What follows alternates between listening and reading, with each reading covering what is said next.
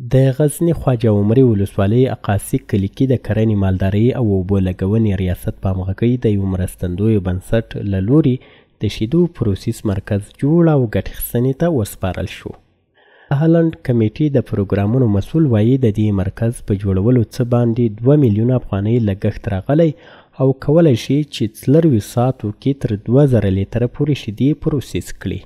د ورځې په یو وخت کې یعنی په یو وخت کې چې 1 ساعت 1.5 ساعت وخت نیسي ته 2 ساعتو پورې 1500 لیتره شیدې به دلته پروسس کیږي. یعنی په 4 ساعتو کې که دلته تولید زیات شي د 2000 لیتره پورې شیدې هم دلته پروسس کیدلی شي او بازار ته عرضه کیدلی شي.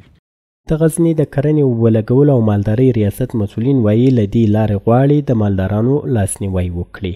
موږ کوشش کوو هغه که د خصوصي سکتور لاړ ښیي که د همکارو مؤسسو لاړ ښیي که خپله د وزارت زراعت په چوکاټ کې کوشش کوو چې موږ د لبني محصولاتو د پروسس مرکزونه ایجاد کړو ډېر یې کړو. له بل لوري د سیمې اوسیدونکي د دغه مرکز په جوړېدو خوښ دي.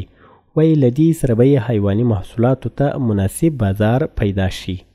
ما از این پروسس خیلی خوش هستیم که یعنی اینجی وقتی که میفروشیم با قیمت مناسب با قیمت خوب این هم با فایده مالداره هم با فایده دیگه مردم هم است. خوش هستیم که اینجا نزدیک است، از مصرف راب بیغم هستیم، از جنجالش بیغم هستیم. هر مشکلی که باشه اینجا دکان است یا اون بعضی چیزها خانه است، چای مثال اگر بعضی چیزهای دیگه که لازم میشه همون پیسه شیری که از اینجا گرفتیم اینجا دکان یک جنس خودم میشه. باید وویل شي چې د غزني اکثره اوسیدونکي په کرنه او مالدارۍ بوخت دي.